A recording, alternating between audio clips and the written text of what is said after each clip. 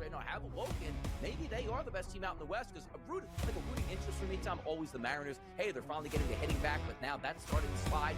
We can make a case for the Rangers. They showed some things. A team that the Rangers, you and I were both very high on coming into the season. They make a shot for the wild card. But I do think it's going to be a two-team race between the Astros and the Mariners, and that's really about it. Yeah, it's a shame. Pro Baseball Today, only on SportsGrid. Does a guy like Giannis fit onto that roster if you can make some of those changes? I just don't see a KD pursuit as being realistic for the Knicks. But hey, if they can pull a rabbit out of a hat, as Leon Rose oftentimes can, I'd go after Giannis in a heartbeat. It's just, what type of package could they entice for the Milwaukee Bucks? And is it a 3 or 4 team trade? It gets a little bit tricky in that regard. You see the Knicks there with a plus 340 price. The Early Line, only on SportsGrid. Every 5 days, it's really exciting when Skeens pitches, and it's terrible watching him pitch because every time he pitches, they don't score. Having him hit the lineup probably would actually help when he pitches. There's no way to do it because you can't, but yeah, it's beyond frustrating. And the numbers will tell you, the books have adjusted. Pharrell Coast to Coast, only on SportsGrid. Dialing it back to his old days with St. Louis and Arizona. Buy or sell, Goldie will finish top 7 in fantasy first baseman. No, I'm going to say no. I think he'll fall off. Older player here, he'll be top 10, but not top 7 here. Top 10, I would say I'd buy it. Top 7, I'm going to say no here. I think he'll put up decent numbers here. Not as good as he was. I don't think he's going to bat 340, 350 all year long. Fantasy Sports Today, only on Sport.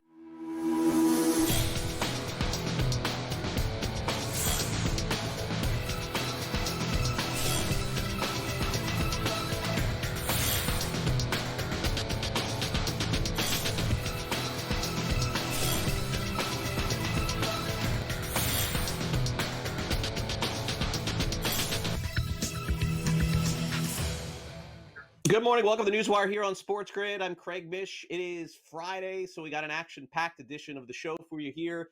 We'll break down the latest at the U.S. Open. A live leaderboard will tell you who potentially is moving on to Saturday and Sunday and who could be out, by the way, by the end of the day. Very surprising results as we've seen thus far. Sam McQuillan will join us from Legal Sports Report. Danny Burke breaks down the latest in Major League Baseball, and we have a whole lot more for you here on the show. We'll also recap what happened in the Stanley Cup Finals last night. Another incredible game. They're calling it the best series maybe ever in the history of the Stanley Cup. I would agree. It's been great. But let's start off with the big story of the day at the U.S. Open.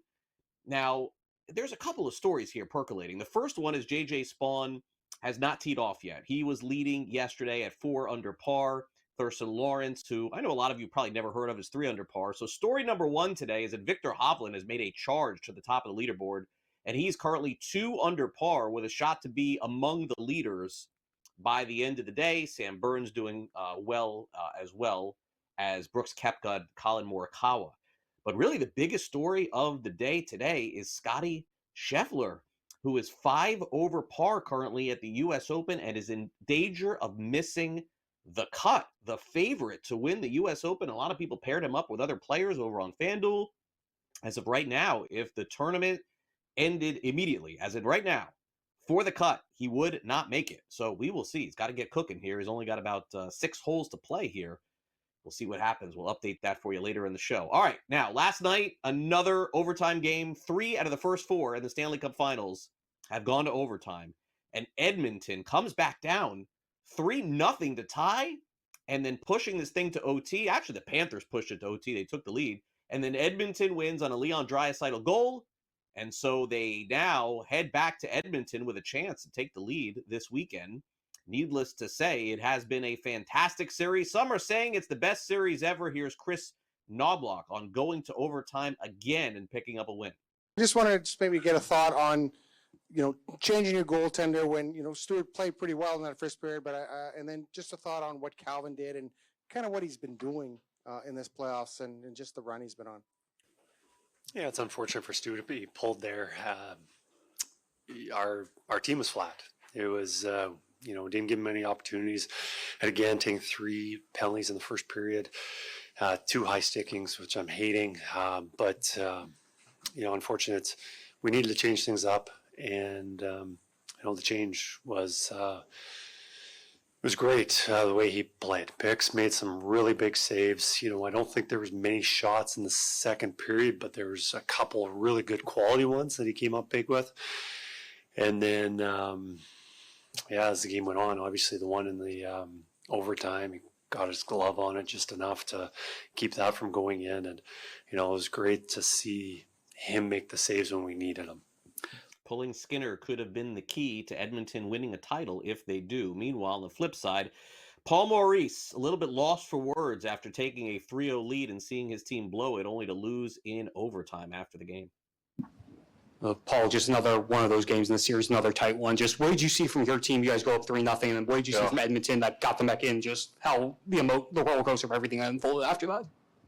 Well, it was just a mirror of the first period. They got into a little penalty trouble there, and we took advantage of it. In the second period, it was just the opposite. I think we were +3 on the power play side early and -3 on the power play side in the second half, and then we came out and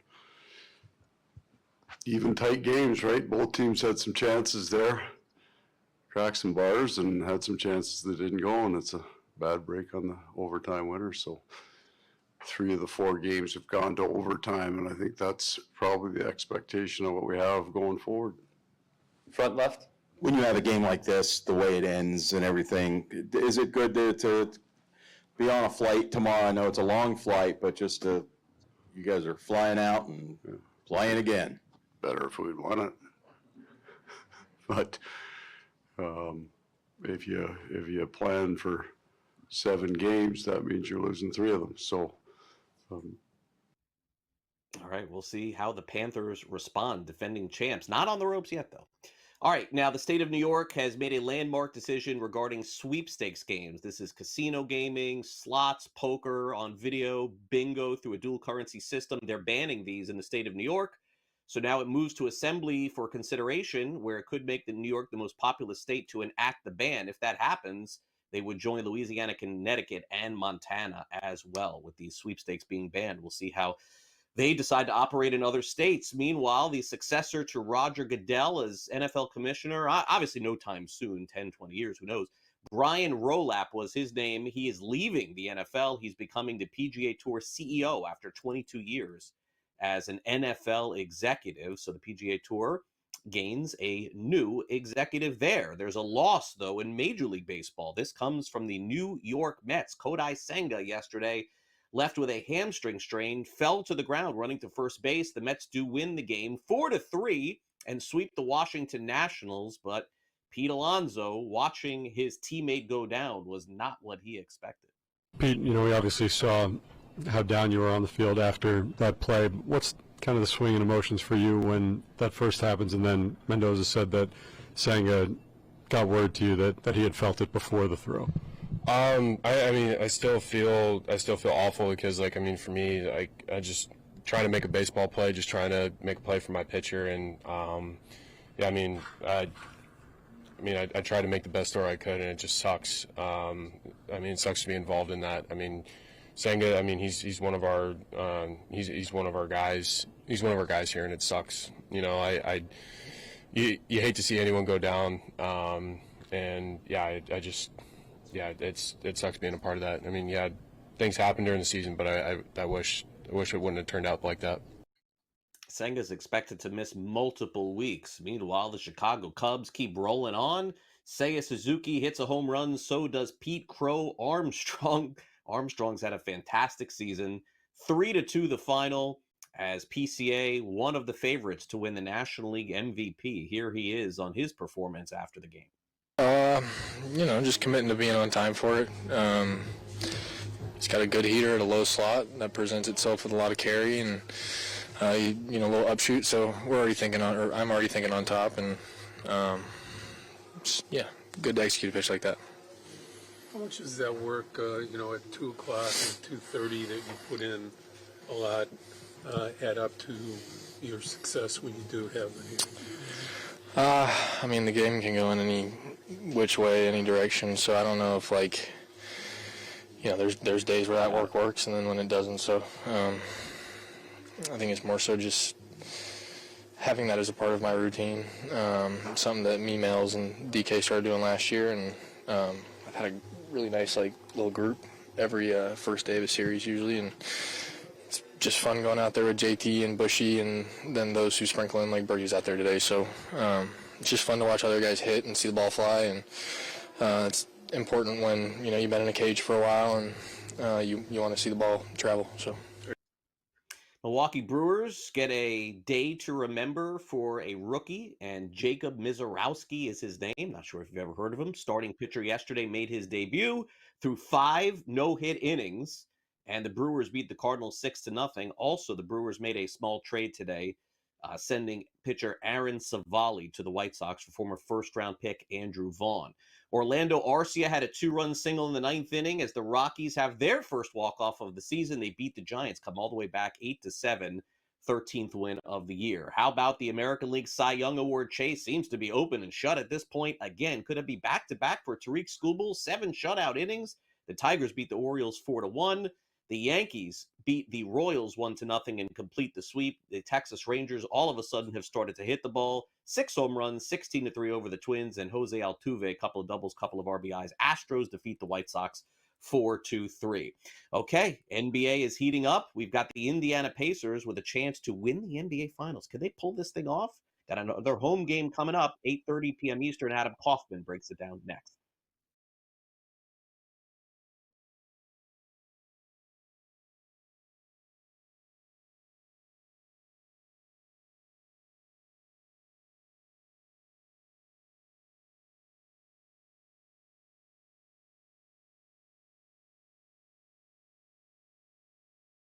Dialing it back to his old days with St. Louis and Arizona. Buy or sell, Goldie will finish top 7 in fantasy first baseman. No, I'm going to say no. I think he'll fall off. Older player here, he'll be top 10, but not top 7 here. Top 10, I would say I buy it. Top 7, I'm going to say no here. I think he'll put up decent numbers here. Not as good as he was. I don't think he's going to bat 340, 350 all year long. Fantasy Sports Today, only on SportsGrid. I'm with you in that you're going to have to take calculated risks. And that's what Leon Rose has been about since he's been here. And he's been measured. He hasn't been gung-ho in terms of mortgaging this franchise's future for immediate gains. They have had a prudent approach, and you're going to have to roll the dice in certain respects to get to that top level. And you're right, Donnie, when you look at next season, all things considered, you hope that they're healthy, and if they roll over, say, 85 to 90% of this roster, this is a top 3 team in the East. With Boston coming down, Milwaukee is going to come down, and so you have to figure it's going to be Indiana, the Knicks, the Cleveland Cavaliers in some sort of order in the preseason rankings. And so where they go from here, Jason Kidd is obviously the hot name right now. Things both sides are interested from what we've heard in terms of Kidd and the New York Knicks. Is he that championship caliber coach to take the Knicks there? The Early Line, only on SportsGrid. Every 5 days, it's really exciting when Skeens pitches, and it's terrible watching him pitch because every time he pitches, they don't score. Having him hit the lineup probably would actually help when he pitches. There's no way to do it because you can't, but yeah, it's beyond frustrating. And the numbers will tell you, the books have adjusted. Pharrell Coast to Coast, only on SportsGrid.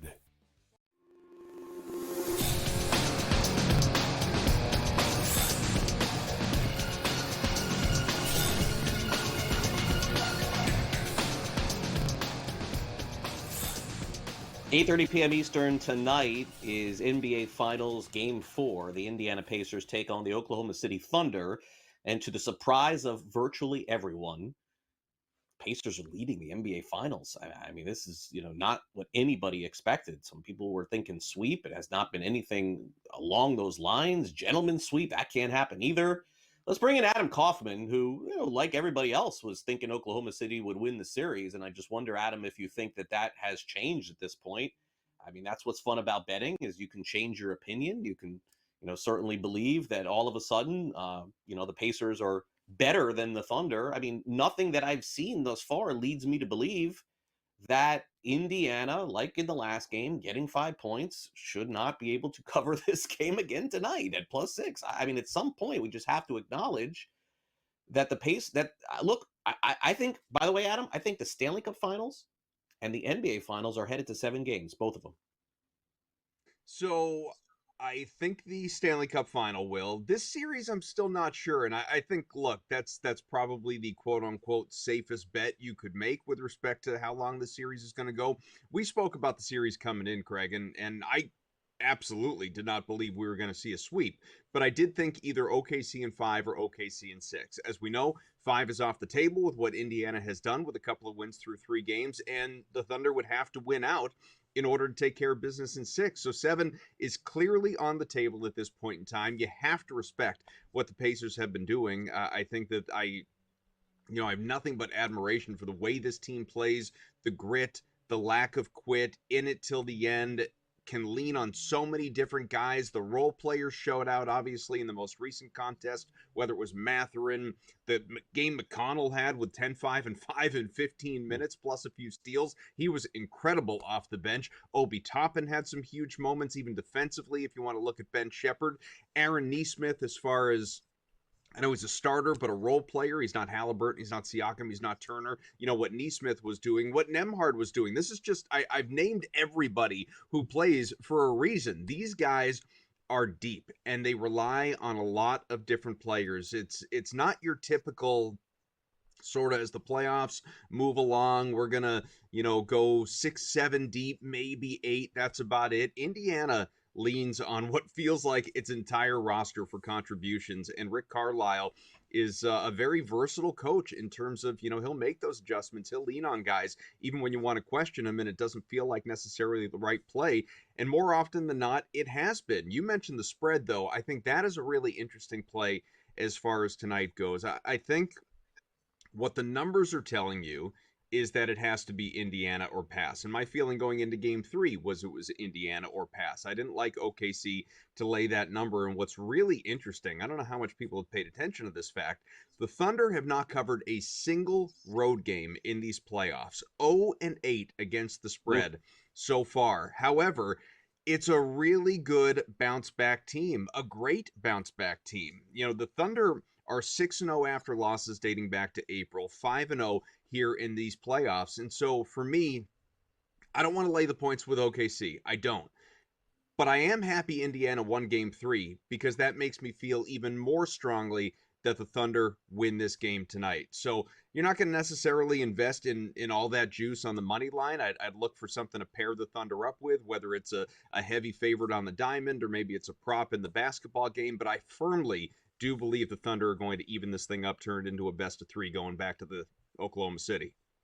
Yeah, I mean, look, I think that would be great for all of us. I mean, I don't want to see Indiana sweep or win in 5, win in 6. It's just hard to not look at the Pacers at this point and think that just the way that they're doing things different than most teams in the past, running out 8, 9, 10 guys and winning in that way, as opposed to going with a big 2 or a big 3.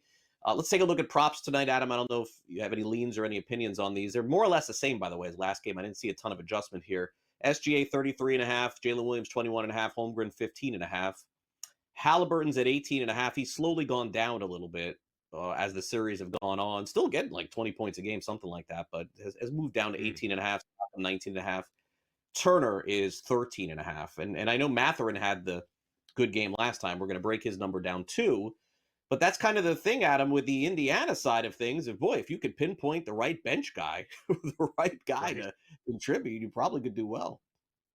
Well, and I've said this type of thing before with respect to props, whether it's basketball, football, in terms of certain wideouts, pass catchers. If there are enough guys that you like, and I don't mean the whole roster, obviously, but if you want to look at, again, whether it's McConnell or Nesmith or Mathurin, maybe even Nembhard, you're not going to sweep the board more than likely unless you're your fortune teller or something like that. But, I could justify investing in the over on 3 or 4 guys, whichever it is that, if you really like them. And then at that point in time, just hope you hit 2 out of 3 or 3 out of 4 and you profit at that point. I don't think that's a bad way to do it as opposed to choosing one guy. As far as the guys that you were just featuring there on the screen, SGA, I'm afraid of his unders, man. I know that the Pacers made his life very difficult in the last game, and he only took one field goal attempt in the fourth quarter. He had 6 of the team's 19 turnovers. It was a tough day for the MVP, regular season and Western Conference Finals. I expect to bounce back. So I'm not playing his under. Doesn't mean I'm going to play his over, but I'm not playing his under. I think in what's going to feel like a must win, not a literal must win, obviously, but what's going to have that kind of feel in that Thunder locker room, SGA has to answer. But if you are skeptical, I am more comfortable playing the over with Jalen Williams because, again, it's a low enough number to believe that he's going to get his opportunities while the Pacers are clamping down on SGA. We saw it in Game 3. Williams had himself a great game, and I think he's going to do so again. I just don't think the Indiana defense realistically hope to take both of those guys out. Halliburton, this might be a decent fade spot because of the bounce back in Game 3. Doesn't mean he's going to have a bad game. I just don't know that he's getting to 20 points. So I might look at his under and, speaking out of both sides of my mouth, consider a points plus assists over. Less of a scorer, more of a facilitator, but you open things up. Okay, before we go, Adam, real quick, you still have Oklahoma City, you believe, in 6-7 or plus 190? See real quick here. Is that the one you like, or you like 7 plus 172? At this point, I'd double down. I guess I'd invest in both the 6 and the 7. One of them hits and you end up profiting, but I don't believe the Pacers are ultimately going to win, but I didn't think they'd win 2 out of the first 3 either, so proceed cautiously. Got it, Adam. Enjoy the weekend. Thanks.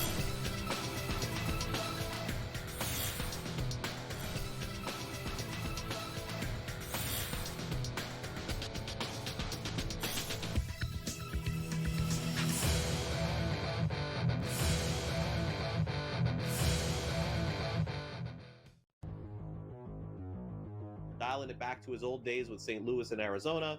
Buy or sell, Goldie will finish top 7 in fantasy first baseman. No, I'm going to say no. I think he'll fall off. Older player here, he'll be top 10, but not top 7 here. Top 10, I would say I buy it. Top 7, I'm going to say no here. I think he'll put up decent numbers here. Not as good as he was. I don't think he's going to bat 340, 350 all year long. Fantasy Sports Today, only on SportsGrid.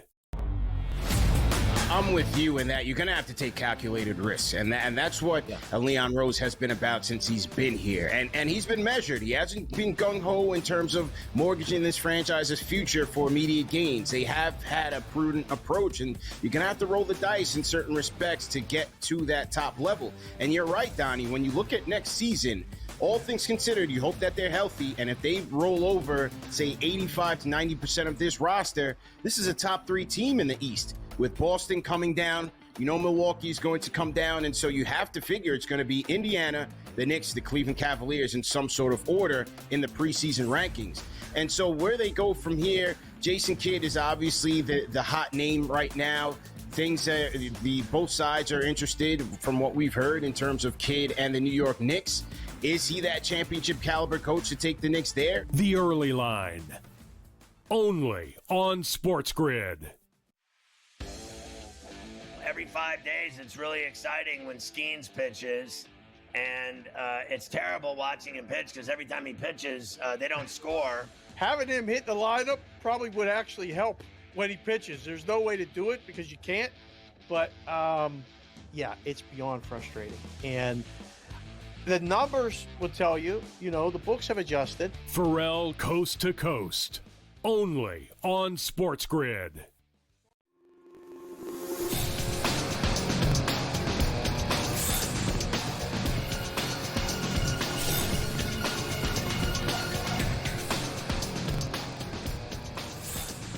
Welcome back to NewsWire here on SportsGrid. NFL off-season activities are going on. That means guys are on the field. According to Kyle Shanahan, by the way, of the San Francisco 49ers, their head coach, he doesn't want anybody to pay attention. Stop looking at stats. These guys are in shorts. Stop saying this guy's in shape, out of shape. I don't know. We thirst for the NFL news. We'll give it to you now in the SportsGrid sound off.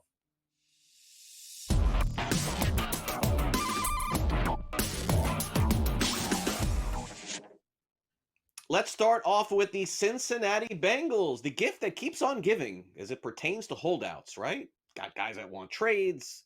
got contract extensions. We went through this with Jamar Chase last year. Here's who we're going through it with it now. Shamar Stewart, first-round pick of the Cincinnati Bengals. I mean, folks, it is June. This kid is still unsigned, so he left Bengals minicamp.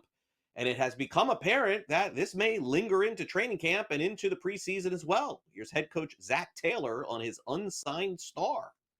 I think for all the rookies, you'd like them to be on the field, but certainly there's things that happen over the course of an NFL career, and this is one of them right now. So he's been in the meetings. He's been positive in that way. He's been learning. He's been a good learner, and we look forward to getting him back on the field quickly. This is obviously a first for you when it comes to a first-round pick.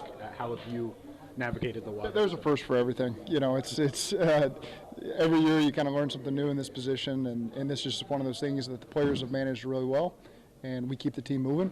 And when he jumps on the field, that'll be great for our team. He was pretty critical the other day of the organization. How do you balance that? How do you react to that representing the organization? I think there's education that happens with all the rookies, that we do our best to educate them. Number one, we want to protect our team in our locker room. And so there's some things I understand when there's frustration there, but that's how he chose to do it, and that's his prerogative. And we look forward to getting him back in the fold. He told us that he won't practice unless he signs his contract. So at this point, are you confident that he'll have his contract signed by start of training camp? I'm not going to make any predictions. Did you talk to him following those comments he made the other day? We've had good communication.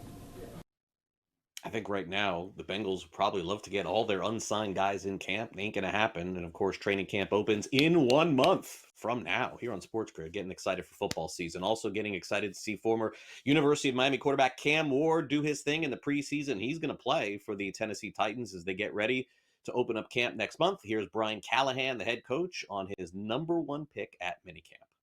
Yeah, I'm not, I'll be honest, I'm not used to calling plays to a quarterback who's usually still talking when I'm talking to him. Check your phone. And that's great. And so I asked him after practice, and I said, just help me out here.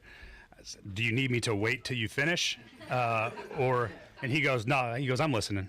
So he's hearing what I'm telling him, and it was a pretty remarkable to see all the things going on and how much he's talking, but like his brain is still like with me, I guess is the best way to put it. Like when I'm calling a play, he's doing all he's doing, but he's listening to everything I'm telling him. And he enters right into the huddle when he calls a play and doesn't script the play call. And I thought that was actually kind of remarkable.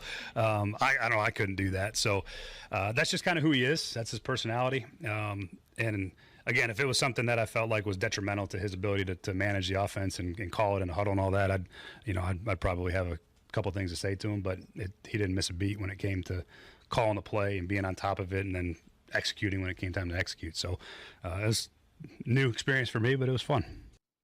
Different experience also for Mike Tomlin as head coach of the Pittsburgh Steelers going into a season where expectations, let's be honest, are fairly low. Had some words for the media as they closed out camp. And by the way, it feels like Tomlin's fired up for the real thing to begin next month. You know, today concludes our offseason in an official way, but certainly there's more work to be done. That's the general messaging we left with the team. We just really kind of laid a foundation through this work for 2025, teaching guys and establishing how we go about business, the things that we do to build our environment that creates a space where we all can get better. We emphasize things like physical conditioning preceding anything else. And so now they go off and they continue along those same lines, skill development relative to their position, and just getting ready for Latrobe. This was a football-like environment. When we get to Latrobe, it's going to be a football environment. And so there's a difference. We respect that. This work has been good, but we measure the quality of this work or how it tees us up for the real football journey that awaits. But I'm appreciative of the efforts, the participation, the energy brought. It was a good process. NFL preseason begins in early August. Football season around here coming up soon. You know what else is up next? Sam McQuillan from Legal Sports Report. He's going to join us next. We'll dive into the latest on New York's decision to eliminate sweepstakes. Prediction markets could be next. We'll see. Don't go away.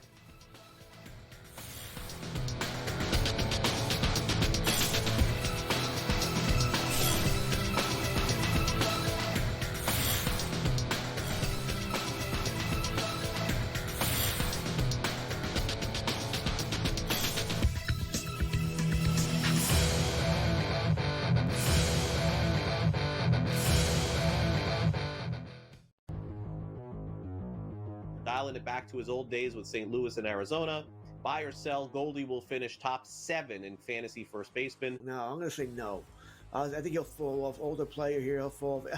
He'll be top 10, but not top 7 here. Top 10, I would say I buy it. Top 7, I'm going to say no here. I think he'll put up decent numbers here. Not as good as he was. I don't think he's going to bat 340, 350 all year long. Fantasy Sports Today, only on SportsGrid. I'm with you in that you're going to have to take calculated risks. And that's what Leon Rose has been about since he's been here. And he's been measured. He hasn't been gung-ho in terms of mortgaging this franchise's future for immediate gains. They have had a prudent approach, and you're going to have to roll the dice in certain respects to get to that top level. And you're right, Donnie, when you look at next season, all things considered, you hope that they're healthy, and if they roll over, say, 85 to 90% of this roster, this is a top 3 team in the East. With Boston coming down, Milwaukee is going to come down, and so you have to figure it's going to be Indiana, the Knicks, the Cleveland Cavaliers in some sort of order in the preseason rankings. And so where they go from here, Jason Kidd is obviously the hot name right now. Things both sides are interested from what we've heard in terms of Kidd and the New York Knicks. Is he that championship caliber coach to take the Knicks there? The Early Line, only on SportsGrid. Every 5 days, it's really exciting when Skeens pitches, and it's terrible watching him pitch because every time he pitches, they don't score. Having him hit the lineup probably would actually help when he pitches. There's no way to do it because you can't, but yeah, it's beyond frustrating. And the numbers will tell you, the books have adjusted. Pharrell Coast to Coast, only on SportsGrid.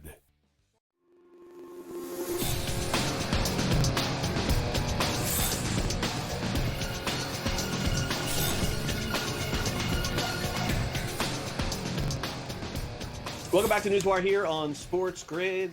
Could be some breaking news here coming, as we're going to have it for you with Sam McQuillan of Legal Sports Report. You may remember earlier this week, if you watched our show, that in the state of Illinois, FanDuel taking action essentially to say, hey, look, if you're going to take money away from our people who are betting on sports, we're going to add a surtax on our end so we don't lose money. 25 cents is the surtax and could go up to 50 cents in the other one. There's some confusion here, honestly, but let's get to the latest here with Sam McQuillan, who basically has been following this story. So essentially, Sam, FanDuel added a tax to all sports bettors, saying that if you bet on our site, we're going to charge you a quarter to make up for the money that the state of Illinois is taking from us.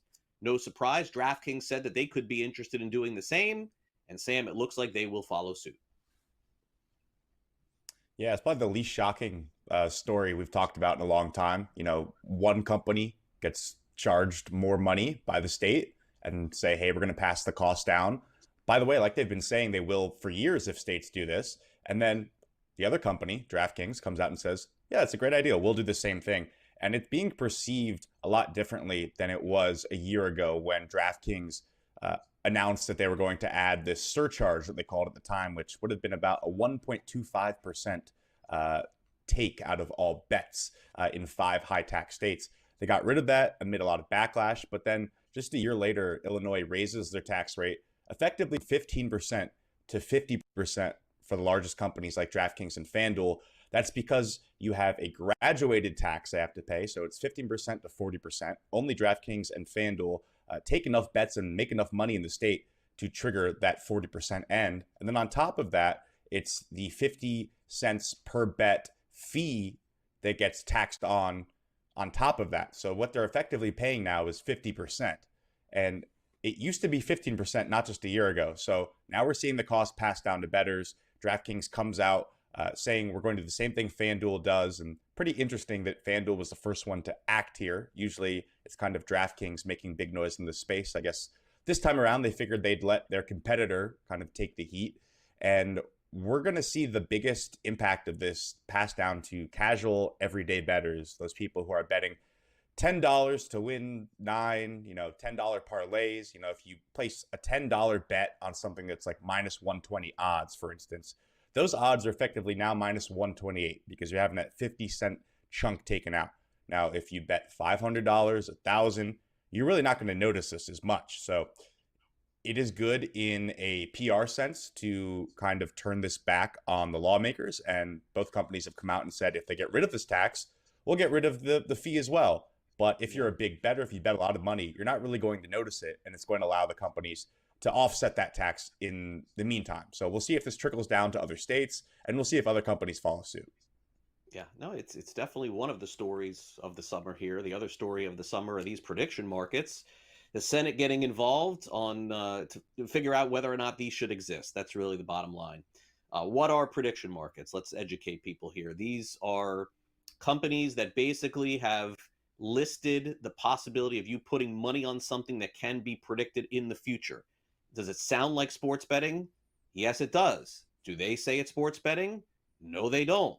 So naturally, Sam, eventually this summer or in the fall, this is going to come to a head.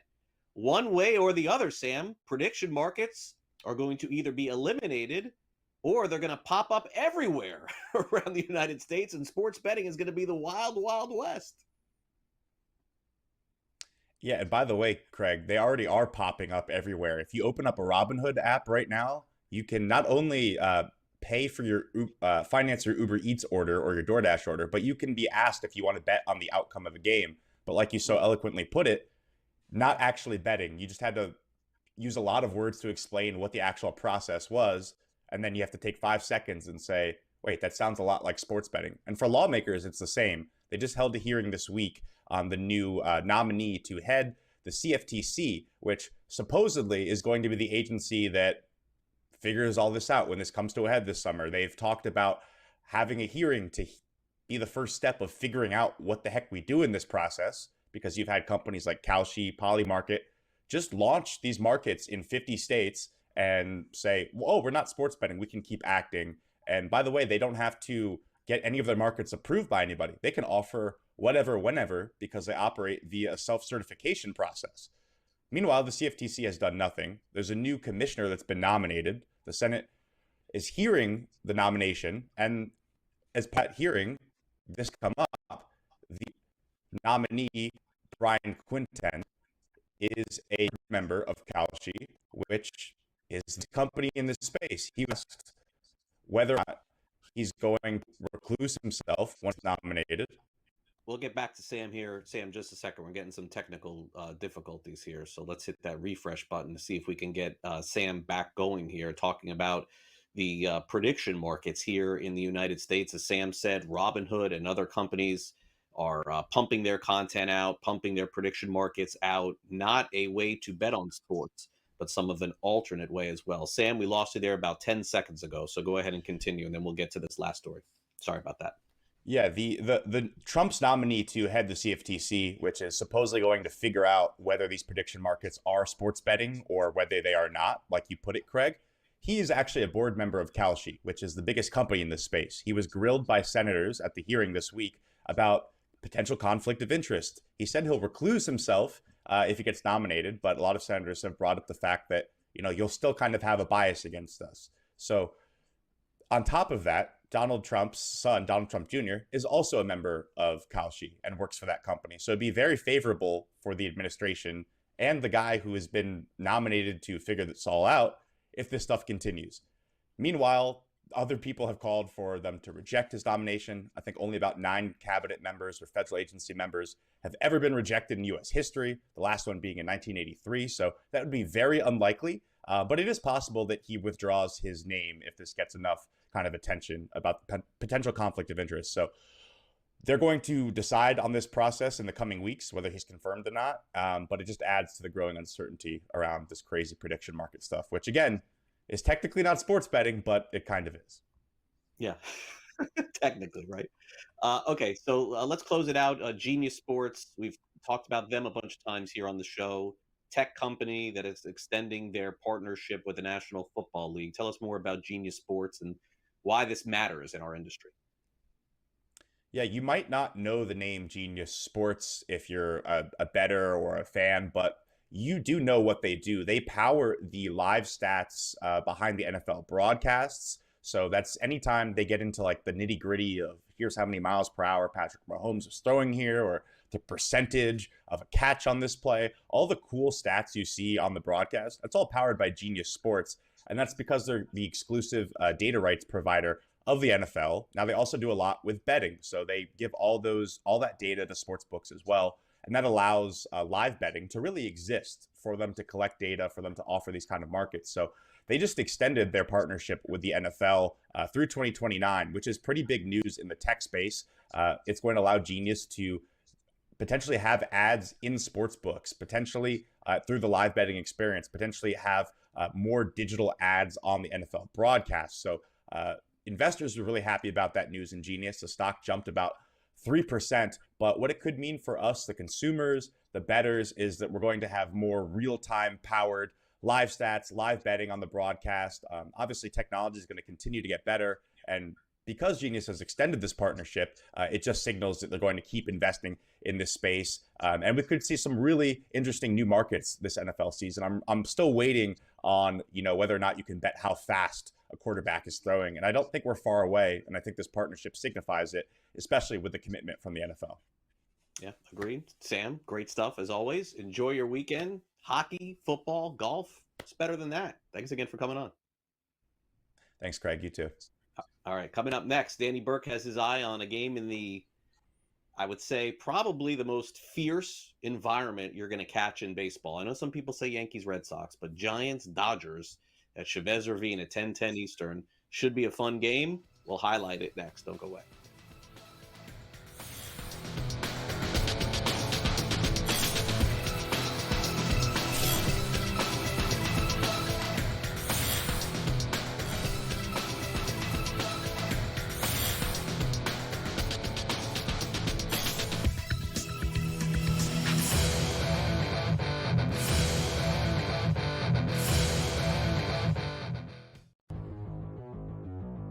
Dialing it back to his old days with St. Louis and Arizona. Buy or sell, Goldie will finish top 7 in fantasy first baseman. No, I'm going to say no. I think he'll fall off. Older player here, he'll be top 10, but not top 7 here. Top 10, I would say I'd buy it. Top 7, I'm going to say no here. I think he'll put up decent numbers here. Not as good as he was. I don't think he's going to back 340, 350 all year long. Fantasy Sports Today, only on SportsGrid. I'm with you in that you're going to have to take calculated risks. And that's what Leon Rose has been about since he's been here. And he's been measured. He hasn't been gung-ho in terms of mortgaging this franchise's future for immediate gains. They have had a prudent approach, and you're going to have to roll the dice in certain respects to get to that top level. And you're right, Donnie, when you look at next season, all things considered, you hope that they're healthy, and if they roll over, say, 85 to 90% of this roster, this is a top 3 team in the East. With Boston coming down, Milwaukee's going to come down, and so you have to figure it's going to be Indiana, the Knicks, the Cleveland Cavaliers in some sort of order in the preseason rankings. And so where they go from here, Jason Kidd is obviously the hot name right now. Both sides are interested from what we've heard in terms of Kidd and the New York Knicks. Is he that championship caliber coach to take the Knicks there? The Early Line, only on SportsGrid. Every 5 days, it's really exciting when Skeens pitches, and it's terrible watching him pitch because every time he pitches, they don't score. Having him hit the lineup probably would actually help when he pitches. There's no way to do it because you can't, but yeah, it's beyond frustrating. And the numbers will tell you, the books have adjusted. Pharrell Coast to Coast, only on SportsGrid.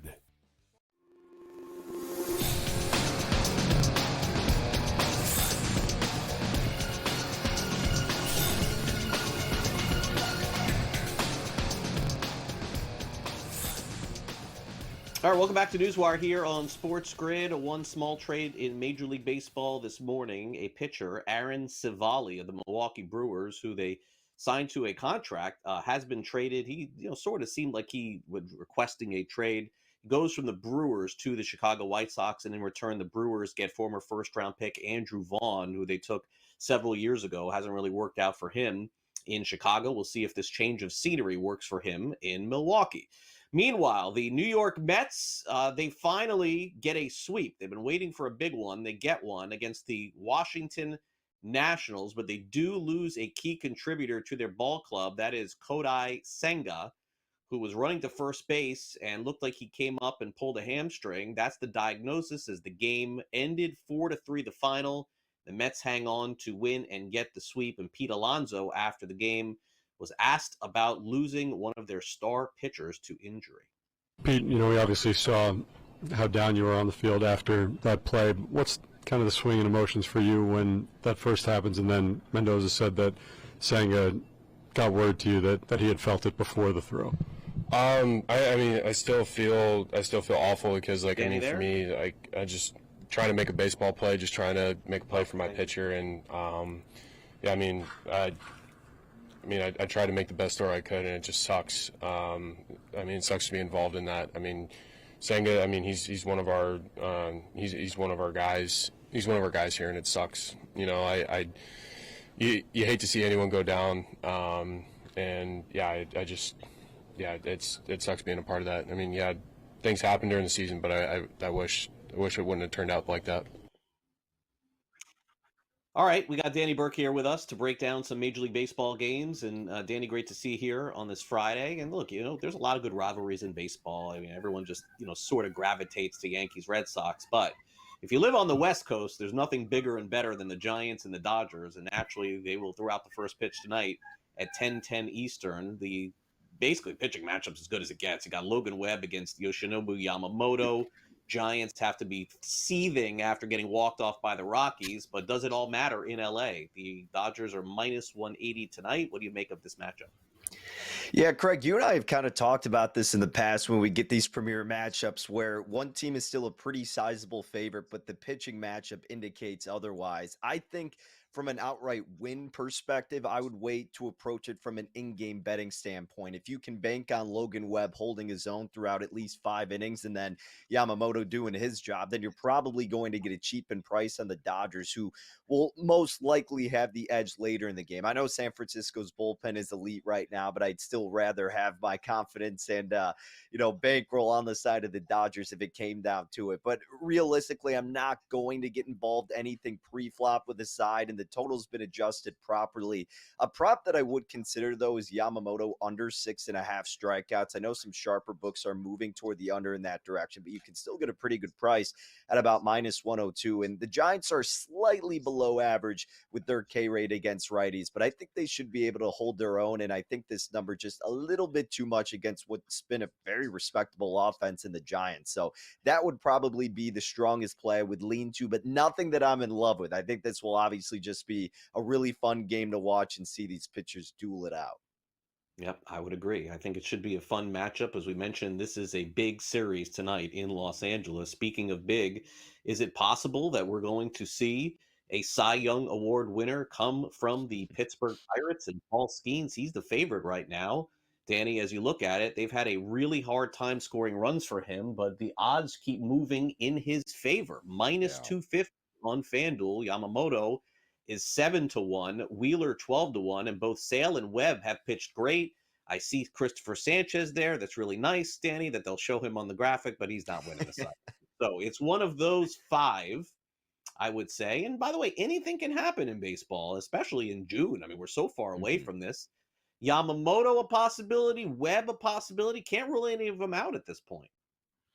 No, you certainly can. And I mean, look, the thing with Skeeds is that it's just been immediate dominance from the start. And there's been no signs of slowing down whatsoever. I mean, his worst outing right this year was against the team he's facing today in the Cubs. And even then, I mean, he still did relatively okay compared to anybody else's standards. I mean, 5 hits, 3 earned runs, and 4 walks were certainly concerning, along with the 2 strikeouts. And then his xFIP came up to over 7 for that game. So look, it's going to take a prolific offense like the Cubs to get to him. But no, I mean, you're right. There's no use in laying that price with Skeens. I think everybody pretty much understands that. But that doesn't mean you should shy away from looking at value elsewhere. I mean, like you said, it's still incredibly early. June is a very crucial month for all of these teams. And then for pitchers, once you get into July, mid to later July, that's when then the longevity kicks in and we see who can really withstand the long season of baseball. And we know that Skeens is capable of that, but obviously injuries play a part too, and we can't predict that. So that's why it's not really worth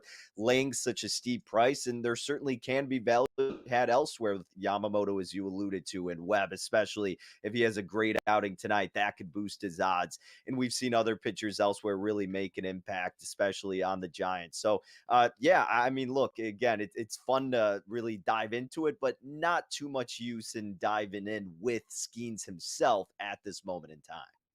Speaking of which, you're very rarely going to see Skeens at even a plus. And I know by the time the first pitch at Wrigley today at 220, I doubt he's plus 100.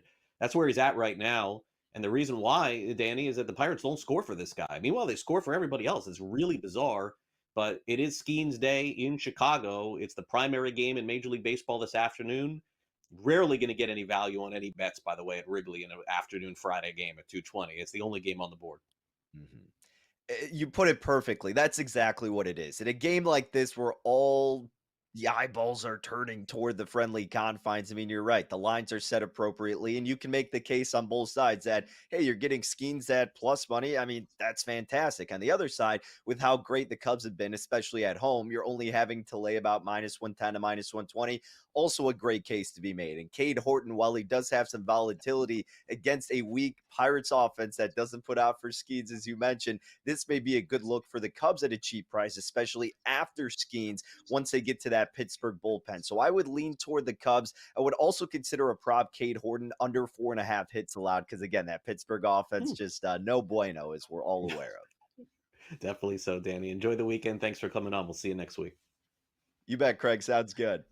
All right, Danny Burke joining us here, breaking down some Major League Baseball. We've got last licks in our last segment of the week here on this Friday. Stay tuned.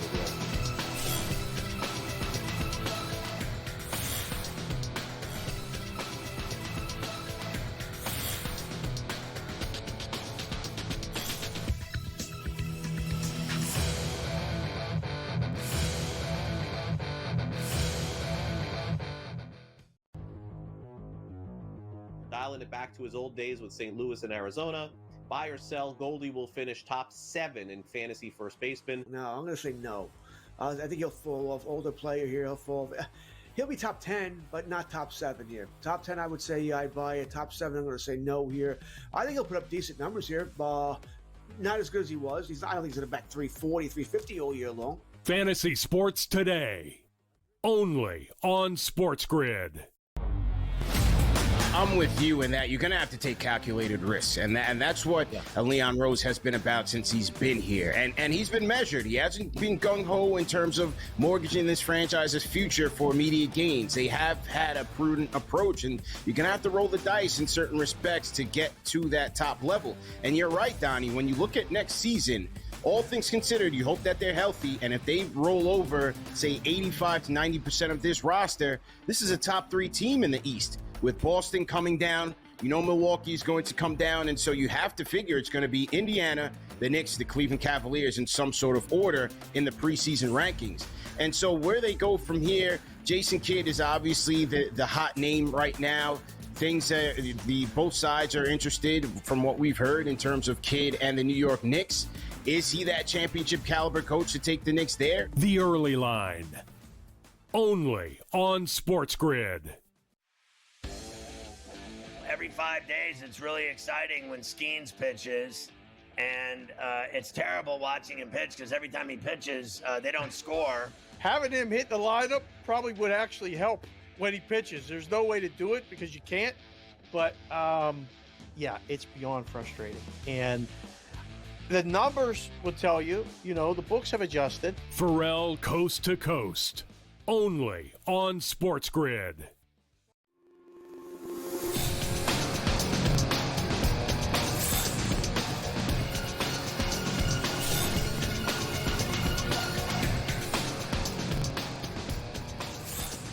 As we mentioned, got some afternoon baseball today, 2:20 Eastern. Cubs have a real shot today to beat Paul Skeens and the Pirates. We'll see if they're able to do it. That's 2:20 Eastern. NBA game tonight as well in the NBA Finals, and everyone keeping an eye out on the U.S. Open to see if Scottie Scheffler is even going to play this weekend. I mean, may not make the cut right now. What? I'm gonna got to check the latest leaderboard there, see how he's doing. We'll give that to you before we go. Time now to wrap it up with some last licks.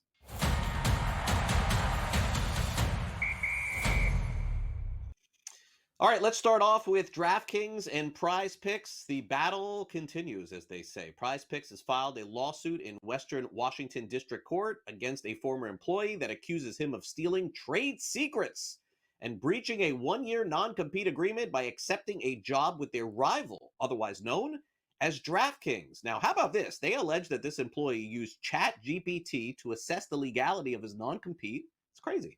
And uploaded proprietary documents, including sensitive brand planning and team goal materials. And Prize Picks says that this guy accepted $210,000 to work for DraftKings for a year. They upped their off sharing some confidential information. Of course, a lawsuit is going to be headed to court. We'll see what ends up happening. And DraftKings and Prize Picks are, going to be fighting it out, I guess, in court to see who ends up winning this one. And I got to say, I mean, for $200,000, leaving your job, taking another job, I guess the only question is, how much was he getting paid? Prize Picks doesn't seem like that's, I mean, for somebody who's a top executive there, you should be able to pay that money. To me, I don't know. What do I know about salaries? Don't ask me. All right, what do I know about the UFL? Absolutely nothing.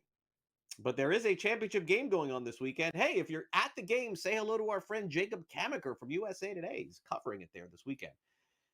This is the first UFL mention of the season here on NewsWire. That is by design. But we're going to do it for the championship. Although if I'm back here Monday and Frank puts it in our trusty rundown, I'm going to have to pass on it. But here it is. Michigan Panthers, if you want to be a degenerate and bet this one, they're 3.5-point favorites against the DC Defenders. The game is tomorrow. Does anybody know what time? No. Does anybody care? Probably not. Total of 50.5. So much other good stuff is going on. Here is my question. Do we have to keep going on with this charade about these alternate football leagues every single year, hearing how great they're going to be and it's going to be different, it's going to be better? This is actually the first year that it feels like we didn't do that. Here on the show, we didn't try to pretend like there's some sort of spring football going on that people are going to care about.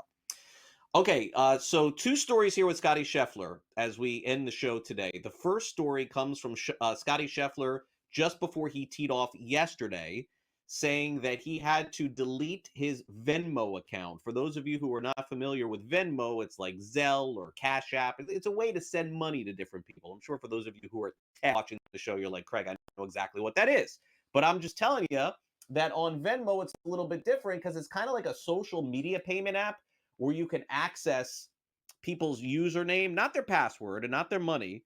But what was happening was people were sending messages to Scotty Scheffler when he wasn't winning to say, you owe me money, and sending money requests. They somehow found his username. And then when Scotty would win, he would get money on Venmo. That must be great.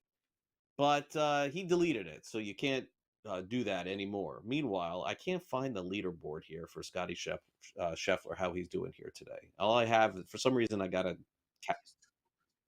2 over today. What is he for the tournament, Frank? 5 over. Scotty Scheffler, the favorite to win the U.S. Open, is 5 over par. I don't think that's making the cut. I think the cut is set at 3 over par at the moment, maybe 4. Frank, how far is he into his day today? I'm sorry, I'm hitting you with all this here at the end of the show. Is he through 12, 13? No? Okay. We're checking. Vinny's checking for us here. I mean, this is a huge story here if he doesn't make it. He's the best golfer in the world. Anyway, let's show you the schedule here. Vinny, let's show people the schedule. I'll stall for a minute while we find that out. 3 to 6 Eastern, we got Pharrell Coast to Coast, followed by Front Office Sports at 6.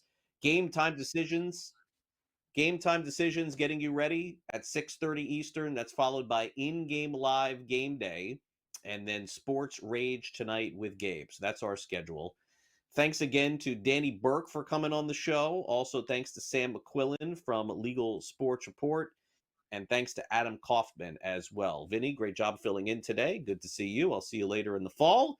Thanks to Frank for producing the show as well. For all of these stories and a whole lot more, I encourage you, Scott Farrell, Coast to Coast at 3 o'clock Eastern. See you back here Monday for our next edition of NewsWire. Hope you have a great weekend and happy Father's Day to all of you watching.